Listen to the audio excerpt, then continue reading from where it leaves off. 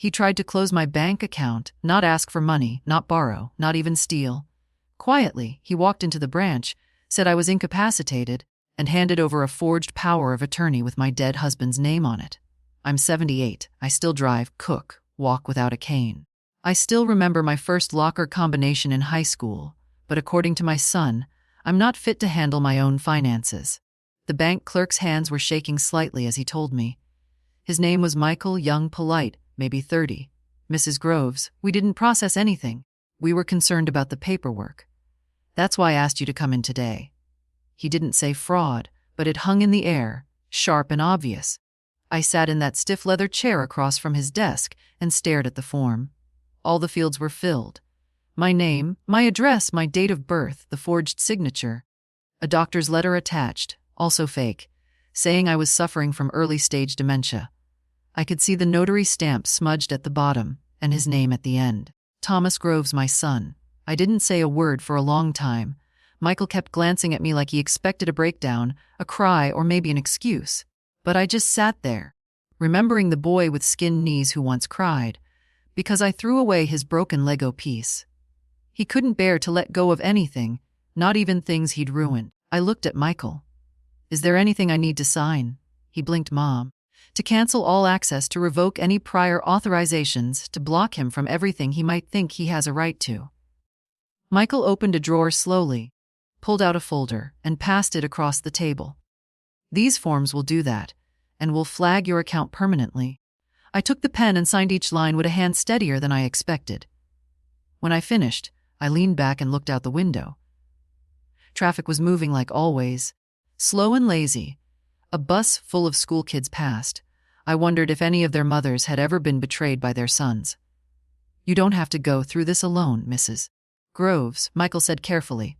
I smiled at him, not kindly, not bitterly, just evenly. I'm not alone. I have a granddaughter who brings me flowers on Tuesdays. And now I have your forms. He looked like he wanted to say something more, but didn't. I stood up, straightened my coat, and walked out of the branch without looking back. The sun was warm, too warm for October. I got in my car and sat for a minute before turning the key. The envelope was still in my purse, the one with the documents Thomas had tried to file. I pulled it out and held it in my lap.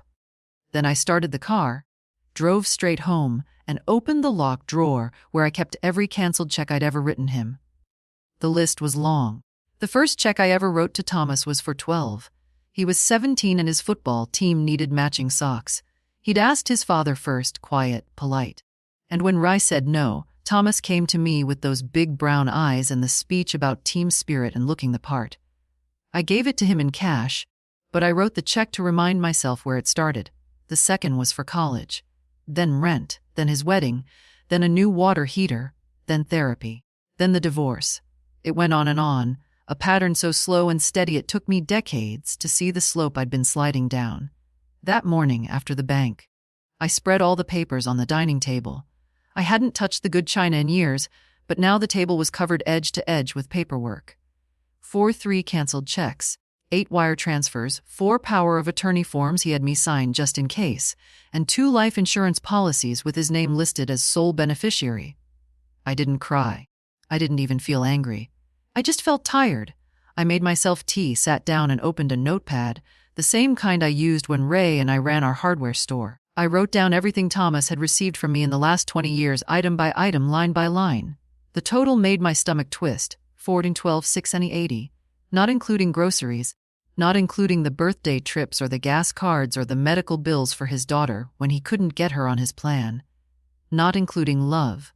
At around noon, the phone rang. His name flashed on the screen. I stared at it, letting it buzz. 5 rings, voicemail. Then the message came in. Hey, Mom. Just checking in. Wanted to let you know I dropped off some paperwork at the bank last week. Just in case something happens, they might call you. No big deal. Just routine. Call me when you can. Routine. That's what he called. Trying to take my money, my name, my rights. Routine. I took a slow breath, then dialed a different number, one I hadn't used in nearly 5 years. My lawyer, Deborah Langston. The last time we'd spoken was after Ray passed. Deborah speaking. It's Edith Groves, I said. I need to change my will. She didn't ask why. She just said, come in this afternoon. I'll clear the schedule. I dressed carefully. Nothing too formal. Just something that said I knew what I was doing. My navy wool skirt. The pearl earrings Ray gave me on our 25th anniversary. The ones Thomas once told me looked a little out of place on someone without a retirement plan. At the office, Deborah listened without interrupting.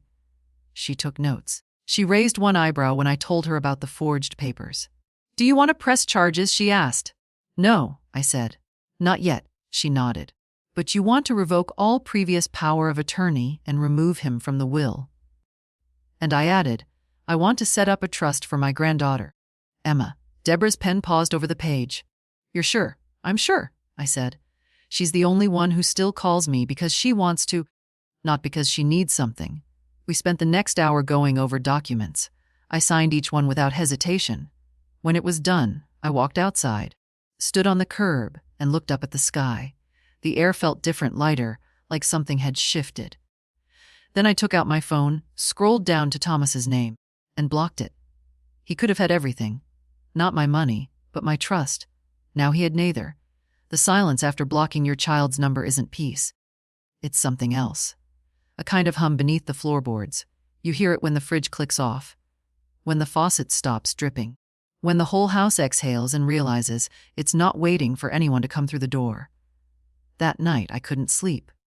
Not from nerves, from remembering. I lay in bed with the lamp on, staring at the same crack in the ceiling that Ray always swore he'd fix. Thomas was my only child. There was a time I couldn't say that without a swell of pride. I carried him through a winter so bitter our breath froze on the windows inside the house. Gave birth with no epidural because the hospital was full. Worked the register with stitches still fresh, just to keep the store running. And he turned out clever. Charming, one of those boys who could sell sand to a drowning man. I remember the first time he lied to me. Small, stupid, something about a field trip. I believed him because I wanted to. That was the start of everything. He learned that my belief was easier to borrow than money. The next morning, I brewed coffee and called the bank, not the branch, the central office. I asked to speak to the fraud department. They put me through to a man named Harris. Calm, professional, voice like he'd handled messes far bigger than mine. "I'd like to report attempted financial fraud," I said. "The person's name is Thomas Groves, my son." I could hear the way he took a breath after that. Subtle, but there. "Mrs. Groves," he said carefully. "Has a police report been filed?" "Not yet," I said. "I'm handling this privately for now." "I understand. We can add a fraud alert on your profile, and I recommend contacting the credit bureaus as well. Would you like help with that?" "Yes," I said. "And I'd also like to create a restriction. No changes to any of my accounts without me present in person with ID. And I mean photo ID, not a note from someone claiming I forgot my own name." Harris agreed. He was kind. No small talk, no pity. After that I did call the police. Not to file a report, not yet, but to document the forgery. A woman named Officer Briggs took down the details. She was blunt, efficient. At one point, she asked, "Do you feel unsafe, ma'am?" "No," I said. "I just feel done." It was noon by the time I got off the phone. I sat at the kitchen table and stared at the little notepad with the running total of money Thomas had taken over the years. I flipped the page. At the top, I wrote things I still have: a house with no mortgage, a car that runs, a garden full of tomatoes, one granddaughter who still calls me grandma and means it. My name, my account, my story. I stared at that last one the longest, my story, not his. Thomas always told the story of the helpless mother who wouldn't have made it through Ray's death without his guidance. He made himself the hero in rooms I wasn't in. I used to let it slide. What difference did it make? But now it mattered, because when someone tries to erase you, you better make damn sure they don't get to write the ending. I hadn't realized how long I'd been silent until Emma knocked on the door that evening. She always texted first, always called me grandma with that steady voice of hers. Never sweetened, never fake. But this time, she just showed up. I heard her car pull in, that old hatchback with the muffler problem. And by the time I opened the door, she was already halfway up the porch steps with a grocery bag in her arms. "I brought soup," she said, holding it out like a peace offering. I stepped aside and let her in. The house still smelled faintly of coffee and printer ink from the forms I'd signed. Emma didn't say anything until we were in the kitchen. She set the bag down, took off her jacket, and looked at me with those same eyes I once wiped tears from when she skinned her knees at 4 years old. "Dade's freaking out," she said. I didn't flinch. I just poured tea. "He called me 5 times today. Said you're confused, that you're overreacting. That you," she paused, "might be having a late-onset episode, whatever that means." I stirred honey into my tea and set the spoon down carefully. "He said that?" She nodded, biting her lip. "He told Aunt Lorna you tried to close your own account and forgot halfway through that the bank manager had to walk you out." "Did he now?" Emma leaned forward. "Is any of that true?" I met her eyes. "No." She let out a slow breath and sat back. "Good, because it didn't sound like you." And I told him that. I said, "If Grandma forgot anything, it's because she's tired of remembering for everyone else." I smiled at that. Not because it was funny, but because it was true. "I'm not losing my mind," I said, more to myself than to her, "but I think I finally stopped losing my patience." Emma reached across the table and took my hand. Hers was warm, calloused from working at the bookstore. She wasn't the kind of girl who wore acrylic nails or posted selfies. She wore thrifted jackets and remembered birthdays without needing Facebook reminders. "Did he really try to close your account?" "He forged Ray's name," I said. "Filed a letter saying I had dementia. Tried to take everything." Emma looked stricken. "But why? You've always helped him." I pulled the notepad from the counter and turned it to the second page. 40-12,060-80. Her eyes widened. "That's Grandma. That's your whole life." I nodded. "And still not enough." We sat in silence for a while. Outside, the wind picked up, rustling the dry leaves on the sidewalk. The kind of autumn day that makes you aware of time. Not in a sad way, just honestly. Like nature doesn't lie. Finally, Emma said, "What are you going to do?" "I already did it," I replied. "He's blocked from my accounts. The banks flagged his name. The lawyers redrafted the will. And me." "You," I said, squeezing her hand, "have a trust now. Not a fortune, but enough for school, for rent, for whatever gives you freedom." Her mouth dropped open. "Grandma, I didn't come here for I know." I cut in gently. "That's why it's yours." She covered her face with her hands. I could see her shoulders shaking, not from greed, not from guilt, but from some soft, painful recognition that someone had seen her, chosen her, believed in her. "You've always had a key to this house," I said. "Now you have something more." Emma lowered her hands and looked at me like she was trying to memorize my face. "He's going to be furious." "I hope he is," I said calmly. "Maybe fury will feel different enough from entitlement to wake him up." And for the first time in a long while, I felt something like pride rise up in me, not for the things I'd given, but for the thing I'd finally taken back, my voice. The letter came 2 days later. Thick envelope, my name typed neatly on the front. No return address. I knew the handwriting on the enclosed note before I even opened it. Thomas never learned cursive properly. His R's always looked like incomplete B's. Inside, a 3-page letter folded with the kind of precision that tries to pass for sincerity. I sat down at the kitchen table, unfolded it carefully, and began to read. "Dear Mom, I'm sorry things have gotten to this point. I think there's been a huge misunderstanding. I never meant to hurt you. The paperwork at the bank was just a precaution. You're getting older, and I was trying to make sure things were in order in case of emergency. I didn't forge anything. I just filled out what the clerk told me. Maybe someone else made a mistake." The audacity in every sentence hit like a cold slap. A precaution. Using my dead husband's name was a precaution. Lying to the bank about my mental health was an act of love. I kept reading. I realize now that maybe I should have communicated more clearly. I've been under a lot of pressure lately. Work is unstable and Emma's tuition is a burden. I thought if I could just manage things better, we'd all be better off. I didn't mean for you to find out this way. I was trying to protect you. Please call me. I'm worried about you. Worried about me." The last line was the worst of all. "I hope you can forgive me. Let's sit down and talk like a family."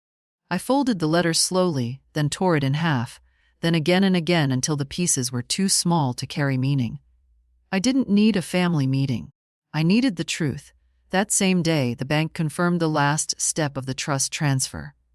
Deborah called to say the paperwork was finalized, everything locked in. Emma would be notified officially within the week. "You did well," she said. "And you did it clean." I thanked her, then hung up and stared at the window for a long while. The maple in my yard had finally gone red. October always made things honest, stripped them down to what they were underneath. That evening, Emma came by again. She didn't knock this time, just called from the car and said, "I'm outside. Got groceries." She didn't bring up the trust. She didn't say a word about the money. We just made grilled cheese, ate in the kitchen with the window open, and listened to the leaves scratching across the sidewalk. Halfway through the meal, she said, "Dade's trying to guilt-trip me." I nodded. I figured. He says I'm choosing sides? Are you? She looked at me, clear, unflinching. No, I'm choosing truth. There's a difference. I reached over and touched her wrist. Good. Emma was quiet for a while, then said, "He's going to hate me." No. I said, "He's going to blame you." That's different. Hatred takes effort. He's never worked that hard for anyone. She laughed, sharp but not bitter. You're colder than I remember. No, I said, just finally warm enough for myself. That night after she left, I sat in the living room and pulled out the photo album I hadn't opened in years. There we were, Ray, Thomas, me, in a different time. A time when love didn't have ledgers, when hugs weren't debts. I kept the album open beside me as I fell asleep in the chair. I wanted to remember where we started, so I'd never forget how far I'd come.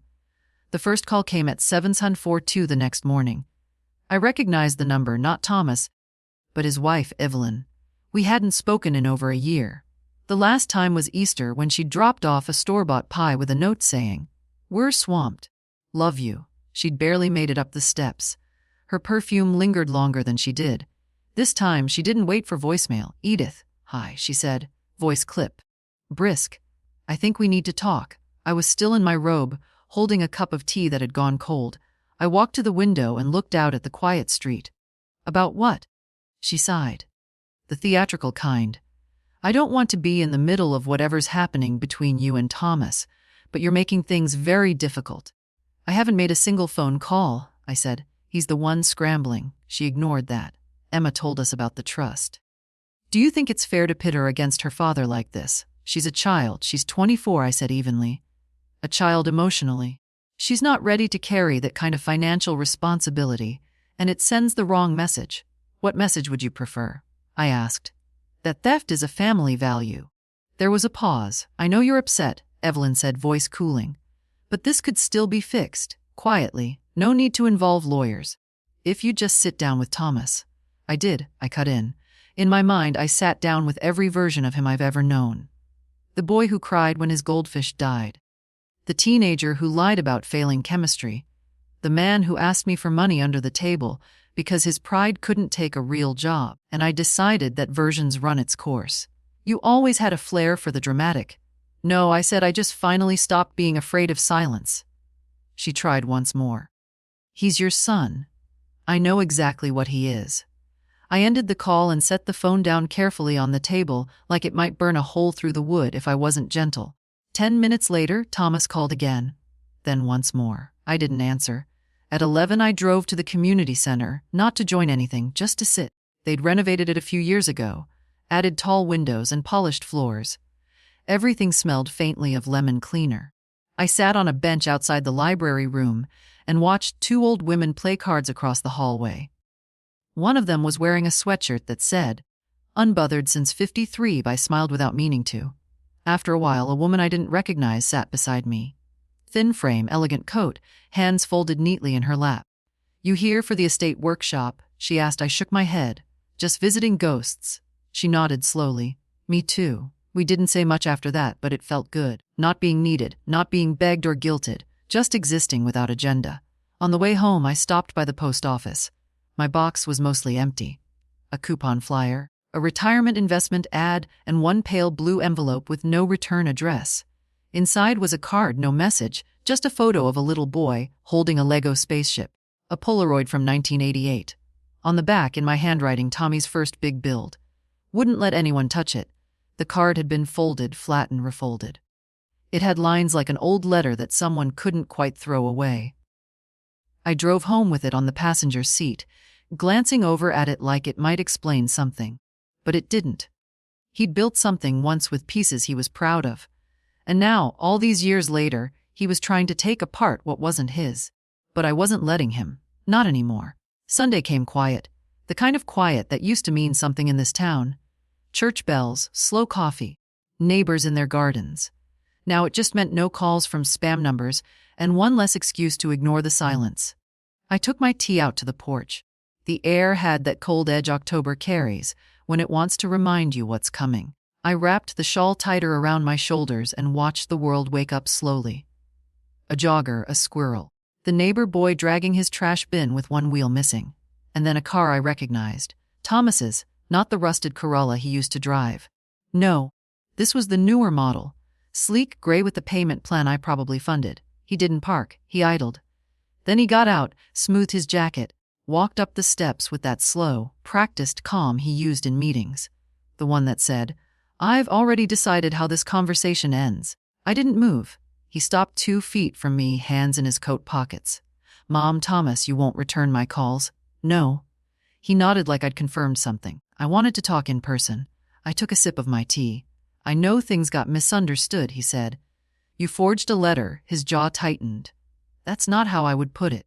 I raised my eyebrows. "I thought we had an understanding," he went on, "that I'd help manage your affairs. You're not exactly getting younger." I looked at him, standing there like a man who thought age was an argument. "Do you think I've made it 78 years just to forget who I am?" "Mom, come on. Don't make this harder than it is." "No," I said calmly.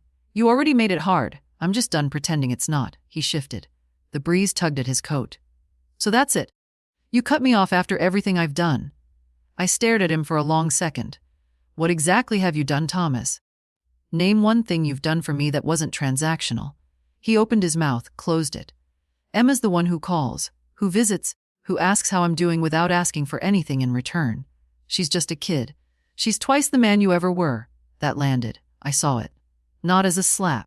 Not even as cruelty, but as truth, the kind that stings because it fits. "I needed help," he said finally. "I didn't know how else to ask. You didn't ask. You stole." We stood there a moment longer, both of us wrapped in our own stubborn quiet. Then he said, "People are going to talk. Let them. She'll regret it, you know." He added, "Emma, when the money ruins her." I stood up. "You want me to believe she'll fail because you would have?" Thomas blinked. "I gave you more than money," I said. "I gave you time, shelter, forgiveness. You turned all of it into a leverage tool and you lost." He looked down at the floorboards. "So, you're really going to throw your own son away?" "No," I said, "you did that. I'm just refusing to pick you back up." And with that, I turned and went inside. I didn't slam the door. I didn't lock it for drama. I just closed it slowly, deliberately. Behind me, the house sighed like it had waited a long time for someone to finally do that. I didn't hear from him for a week. No calls, no letters, not even a guilt-ridden knock at the door. The silence didn't feel like peace. Not yet. It felt like the eye of something, like calm before a choice. But then came the email. The subject line was short. "Request for mediation." The sender, Evelyn Groves. She'd written it like a business letter, formal, punctuated. Capitalized where emotions used to live. "Dear Edith, Thomas and I believe it would be in everyone's best interest to have a mediated discussion. There are several misunderstandings and legal complications that should be resolved before the situation becomes unnecessarily public or escalates further. We are willing to meet at a neutral location. If you agree, please respond with availability. We hope to handle this with maturity and respect." I didn't reply, not because I didn't have words, but because they no longer deserved mine. I printed the email, folded it in half, and placed it under the ceramic paperweight Ray gave me the year he forgot our anniversary. A small apology shaped like a lighthouse. It had once felt romantic. Now it felt more like a warning. 2 days later, a letter arrived from their lawyer. I opened it with steady hands, sitting at the dining room table with my tea and the low hum of the radio behind me. The name on the letterhead was unfamiliar, but the tone was all too known, polite, pressure-laced, cloaked in suggestion, but sharpened by money. Our clients, Mr. and Mrs. Groves, believed that recent changes made to estate planning documents were done under emotional duress and without sufficient legal guidance. We are requesting a review of the decisions involving financial transfers and will allocations, especially as they relate to the trust now in Ms. Emma Groves's name. I read the entire letter then again and I smiled because desperation has a scent, and they were wearing it like cologne. I called Deborah the next morning. Told her what came. She asked me to read it out loud. I did. She chuckled halfway through. You want me to respond? No, I said I want you to wait. Let's give them more rope. You sure? I'm 78. I've lived through war loss, childbirth, a twin business collapse, and a husband who died on a Tuesday. But left love behind like it was interest on a loan. I've survived worse than a letterhead. Deborah laughed. You know, you're kind of terrifying now. I should have been sooner. Later that day I called Emma. She answered on the second ring. Grandma, everything okay? I got a letter, I said. There was a pause from them. I nodded, then remembered she couldn't see me. Yes, they want mediation. Evelyn wrote first, then their lawyer. Emma didn't say anything for a moment. When she finally spoke, her voice was low. I can give it back, Grandma, the trust, if it's going to know, but if they know, I said again. You're not giving back what wasn't stolen. You didn't ask for this. I gave it to you. That matters. I don't want to make things worse. You're not, I said. You're what made things better. She let out a breath. One I could hear shake a little. They'll probably come after you next, I added. Guilt, threats, family dinners with silence and heavy eyes. Just know I trust you, I won't fold, she said. I promise, I know. That night, I sat in the living room with the lamp low and the letter beside me. I ran my fingers over the embossed name of their lawyer, a man who probably thought a 78-year-old woman with no formal education would tremble at a cease and desist. He didn't know I used to fix commercial plumbing valves with my bare hands, that I could calculate compound interest faster than his interns, that I once saved our store from foreclosure by selling 50 lawnmowers in a weekend because I promised every customer a home-baked pie. I don't scare easy. Let them send letters. Let them call it war. I've been in battles where the enemy wore grief, not Gucci. This is a reckoning. The next escalation didn't come by mail. It came by knock. A slow, deliberate rhythm. Not neighborly, not nervous. The kind of knock meant to announce control. I didn't move at first. I was in the back room going through the winter linens. But the knocking continued. Measured, patient. By the time I opened the front door, Evelyn was standing on my porch in a camelcled coat. Her hair pulled back so tightly it looked like a mask. She had a clipboard in her arms. Not a purse, not a bag, not even gloves, though the morning was cold enough to sting. Good morning, Edith, she said as if this was normal. It's not, I said, and didn't invite her in. She didn't wait, just stepped forward as if my doorway was hers. I stood in the threshold blocking the entrance. She adjusted the clipboard. I thought we could speak face to face. You haven't responded to any of our communications. That's intentional. She smiled, polite, sharp. I understand you're upset. I'm not upset, I said. I'm uninterested. She glanced past me into the house as if looking for signs of facility. A mess, a forgotten stove, something she could use. You've made decisions that affect our entire family. No, I said, I made decisions that affect my money. You're not entitled to either. Evelyn shifted her stance. I saw the tightness in her jaw. Then the cracks behind the politeness. You're making this difficult for Emma. She's managing just fine. She's being manipulated. You've always had a strange influence over her. I almost laughed. You're mistaking love for influence. Easy to do when you've never felt either. That did it. Her eyes hardened. She held out the clipboard. I'm here to offer one final proposal. If you dissolve the trust and return the funds to a central family account, we'll drop all legal inquiries and handle everything quietly. No damage to reputations, no unnecessary attention. I didn't take the clipboard. You think I'm afraid of attention? I asked. I think you're not thinking clearly. This hurts everyone. This protects everyone from him. She took a breath. He's your son. I nodded. And you're his mirror. For a long moment, neither of us moved. Then she dropped the polite act entirely. You're burning the bridge, she said flatly. No, I replied. You two set it on fire years ago. I just stopped pretending it was a path. She turned sharply and walked down the steps, heels clicking like accusations. The clipboard stayed in her hands unsigned. I stood in the doorway, watching her go, the wind tugging at her coat. Just before she reached the car, she turned back. You've taught Emma to be cruel. I smiled. No, I've taught her not to inherit silence. And then I closed the door. This time I did lock it, not out of fear, but finality. Later that evening, I found a voicemail from Emma. Grandma, did she come by? I heard from Dad. He said something about a last olive branch. I'm worried. You okay? I called her back right away. Her voice was tight when she answered. I'm fine, I said gently, and she brought a clipboard, not an olive branch. Did you sign anything? I don't sign lies. She was quiet. Then I told them I wouldn't meet them without you. They said you were unstable, that you'd manipulated the bank, the lawyer, me. I let that sit for a second. And do you believe them? No, she said, but it still stung. Hearing it from him.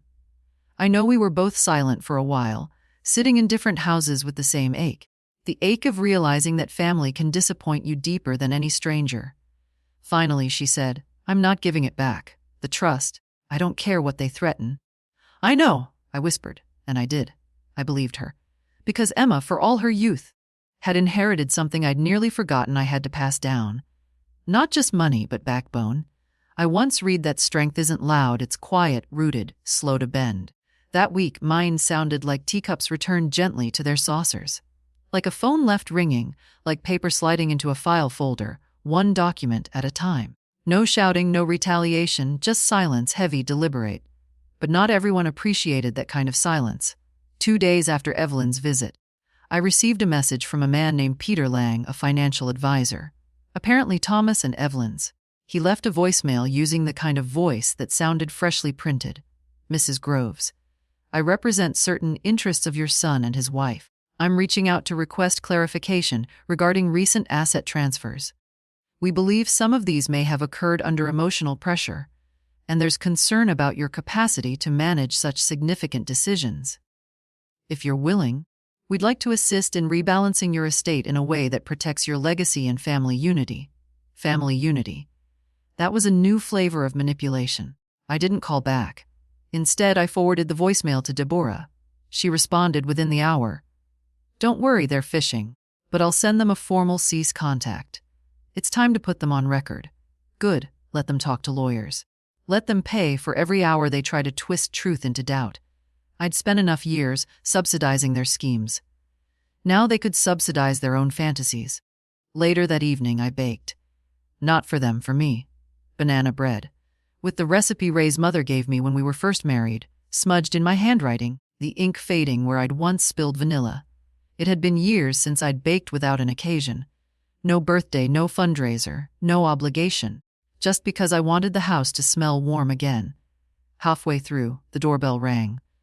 For a moment, I considered ignoring it.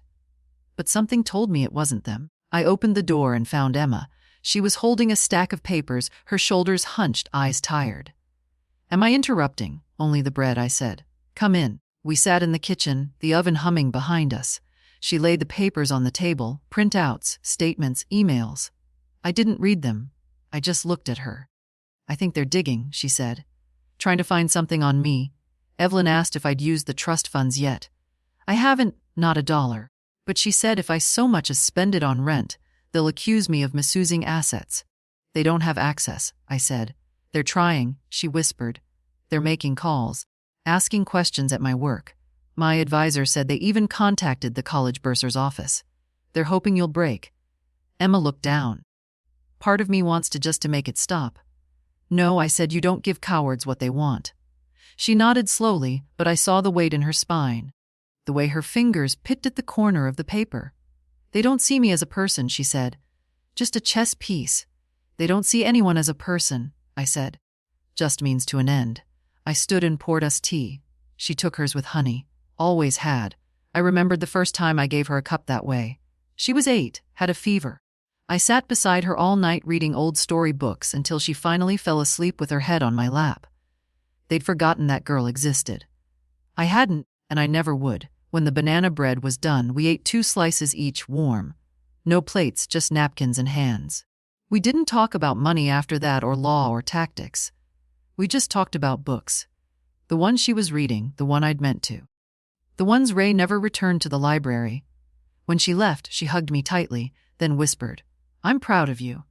The words sank into me like water into dry earth. After she drove off, I stood in the doorway a long time, holding my shawl closed, watching the night. My son was somewhere out there, furious, entitled, plotting. But in here, there was only peace and banana bread. I thought they'd retreat. That after the lawyer's letter, after the silence, after the door Evelyn walked away from, They'd run out of steam, out of nerve. But people like them don't retreat. They change tactics.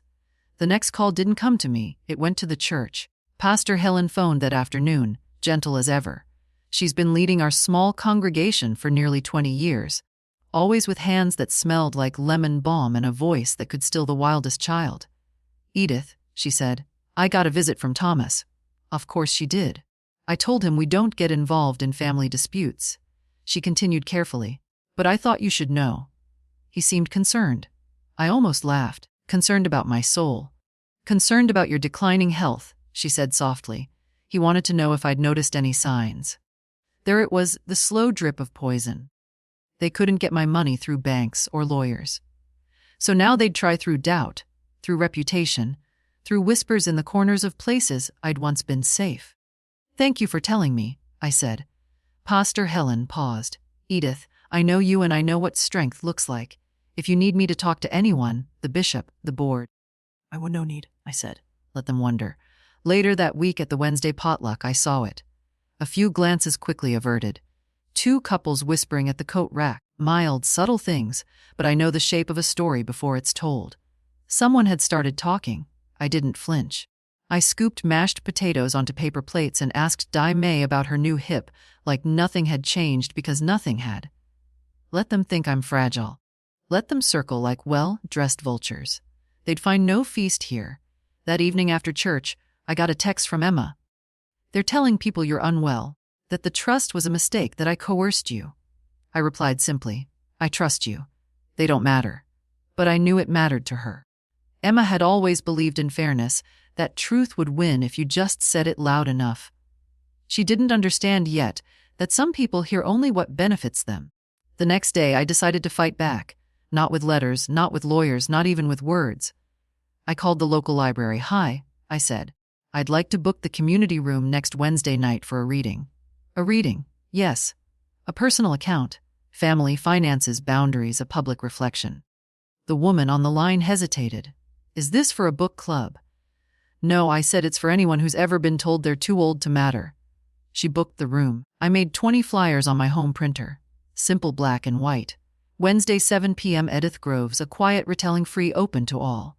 I left 5 at the coffee shop, 2 at the florist. I handed 1 to Pastor Helen. "Is this what I think it is?" she asked. I smiled. No vengeance, just truth. Because I wasn't going to whisper. Not anymore. They'd tried to drown me in the quiet, to weaponize my age, my grief, my solitude. Let them come to that library next week. Let them sit in chairs and pretend not to squirm.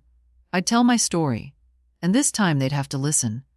The folding chairs were already half filled when I arrived. It surprised me. Not just the number of people, but the kinds. Women from church. A man from the hardware store I hadn't seen in a decade. 2 young girls I didn't recognize holding notebooks in their laps. And in the back near the exit, standing with arms folded and posture stiff, was Evelyn. Not Thomas. Of course not Thomas. He'd sent her like always, the mouthpiece, the shield, the mask. I walked to the front of the room with my notes in one hand and a thermos of tea in the other. I wasn't nervous. That feeling had passed long ago, somewhere between his first betrayal and my last forgiveness. This wasn't a performance. It was a declaration. Pastor Helen sat in the front row. Emma slipped in quietly and took the seat beside her. I caught her eye and nodded once. She didn't smile, she looked serious. "Ready. Good. Thank you all for coming." I began standing behind the small podium. No microphone, no amplification, just me. "My name is Edith Groves. I've lived in this town since I was 21. I ran a hardware store with my husband, raised 1 son, paid my taxes, kept a clean kitchen, and buried more friends than I care to count." I paused. I am not sick. I am not senile. I am not fragile. But I am tired of silence, of manipulation, of the way people treat older women like faded photographs. Easy to overlook unless you need something sentimental. A few nods. Someone sniffled in the second row. "I came here tonight to tell you a story. My story. The one that's being twisted and whispered around this town in coffee shops and choir rows. I came to correct the record." I opened my notebook. But I didn't read from it. I spoke from memory, from the marrow. I told them about the forged document, about Thomas walking into a bank and trying to declare me incompetent, about the letter with Ray's dead name at the bottom, about the calls, the threats, the lawyer's slick suggestions that I had lost touch with reality. I didn't cry. I didn't shout. I just told the truth line by line, like nails into wood. I told them about the trust, how I'd created it for Emma, because she was the only one who came without asking, who stayed without strings. And then I looked directly at Evelyn. She told me I was tearing the family apart. I said, "But what do you call a family that only holds together through fear and obligation? Is that even something worth saving?" Evelyn didn't blink, but her fingers tightened on her purse. "Good. I'm not asking for pity. I'm not asking for applause. I just want the truth to live somewhere outside my body before it's too late." I took a breath. I know many of you have children, grandchildren. I know some of you have secrets. Shame, maybe regret. Maybe you're sitting there thinking, "I've kept quiet for too long." I know the feeling. I looked around the room at the woman from the corner store who once lent me sugar, at the man who ran the funeral parlor, at Emma watching me like a lighthouse. Well, I said, this is me saying it's never too late. I stepped back. No bow, no flourish, just the hush of a room learning how to listen again. Afterward, there was no clapping, just something better. Stillness, the kind that doesn't need noise to prove it heard you.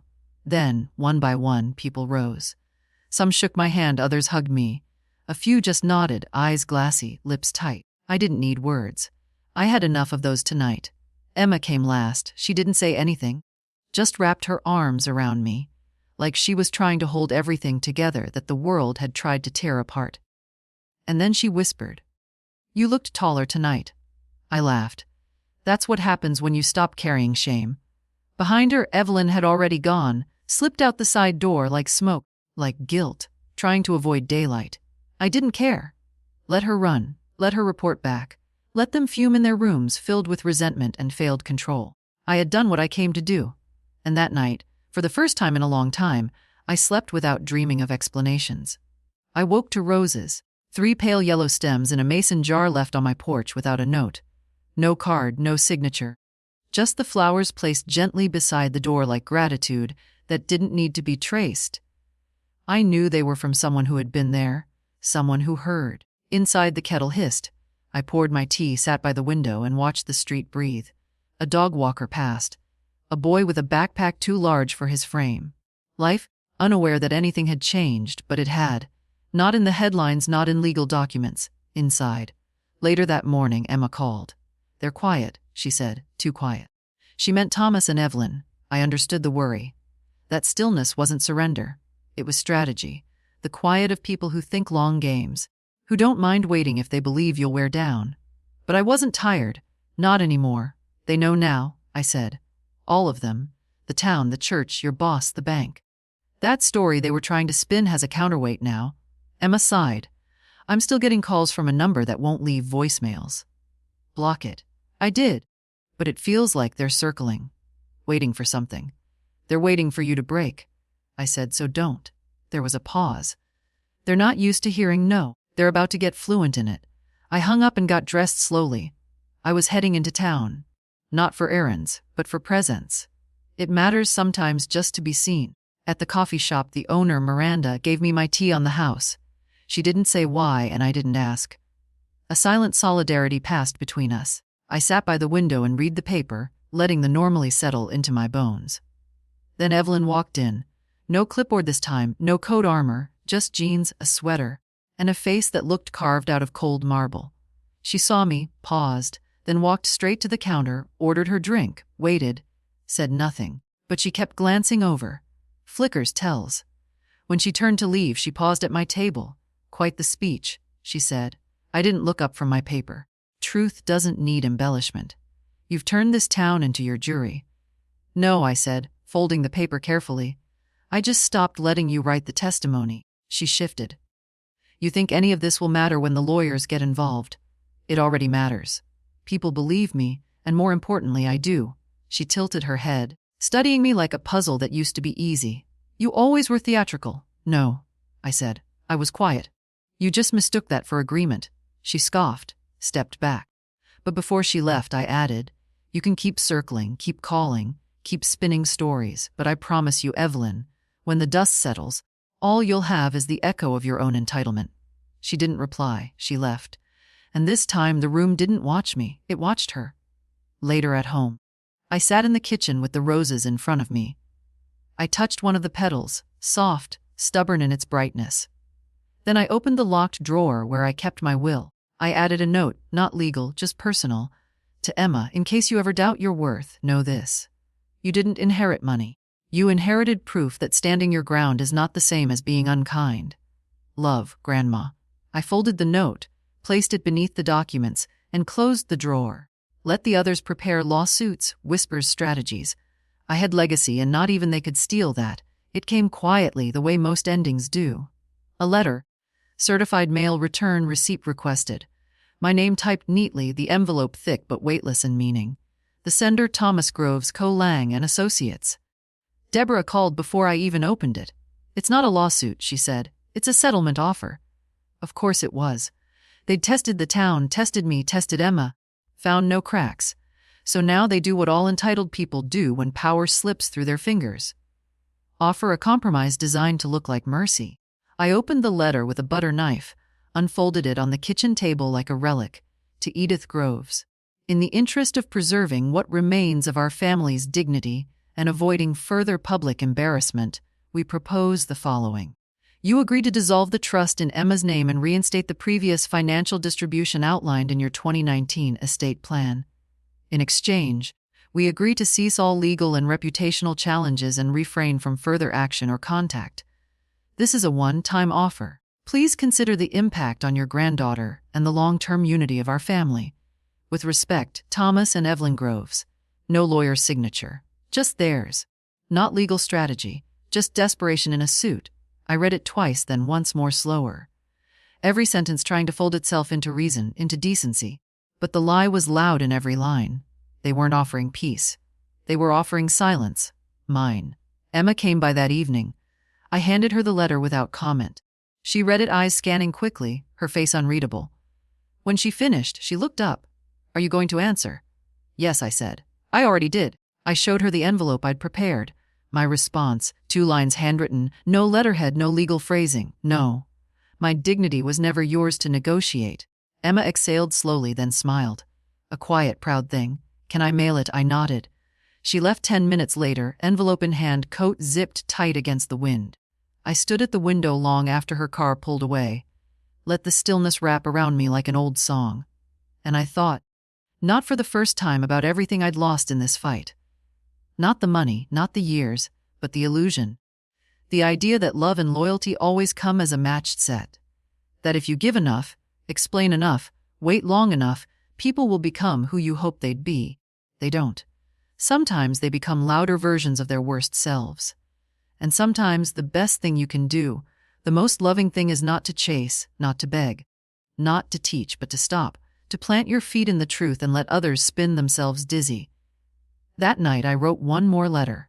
Not to Thomas, not to Evelyn. To myself. Edith, you waited too long to believe you were right, but now you do. And that counts. Let the world call it stubbornness. You know it as survival. You know it as peace. Let that be enough.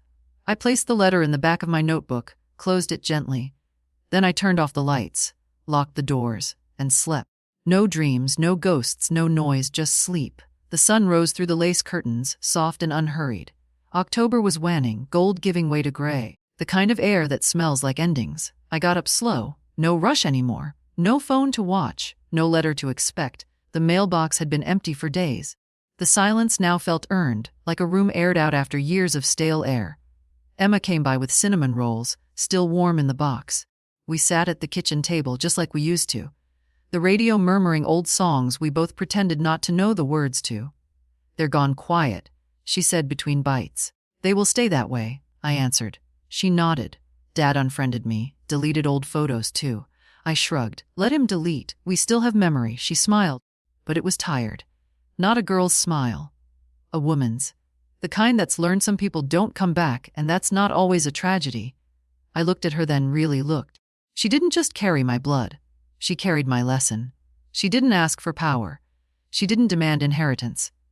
But when offered the chance to step forward, to take the truth and hold it steady, she did without shaking, without apologizing. That's legacy. Not property, not assets, not names on deeds, but courage. Before she left, she asked, "Do you regret any of it?" I thought about that for a moment, then shook my head. "No," I said, "but I regret waiting so long to stop excusing it." Emma leaned over and kissed the top of my head. "I love you," she said. "I know," I replied. She walked out into the morning, cinnamon still in the air. I watched her drive away and felt something shift. Not an ending, but a settlement, like dust finally choosing the ground. That afternoon, I wrote one final thing, just a short line on the back page of my notebook.